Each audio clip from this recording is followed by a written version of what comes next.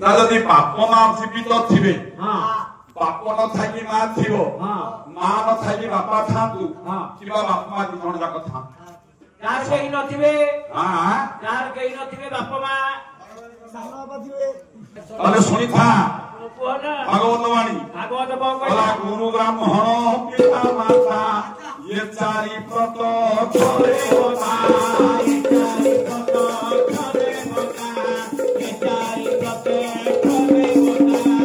ବାପା ନଥିଲେ ମା ନଥିଲେ ଯଦି ଗୁରୁ ଥବ ଯଦି ଗୁରୁ ନଥିବ କୁଳ ବ୍ରାହ୍ମଣ ପୁରୋଧା ଥିବେ ଯଦି ନିଶ୍ଚୟ ଥବ ନା ଆରେ ପୁରୋଧା ମରିଗଲେ ତାଙ୍କ ପୁଅ ବି ପୁରୋଧା ହବ ତାଙ୍କ ଚାରିପଟେ ଗାଧେଇକି 7 ଥର ବୁଲି ଆସିବ କୌଣସି ଶନି ରାହୁ କେତୁ କେହି କିଛି କରିପାରିବେ ପଥର ଲଗେଇବା ଦରକାର ନାହିଁ ଆଉ କିଛି ଦରକାର ନାହିଁ ଆଉ ଧନରେ କଣରେ ସେଇ ଗୋଟିଏ କଥା ହଉଛି ଭଗବାନଙ୍କର ଆଶୀର୍ବାଦ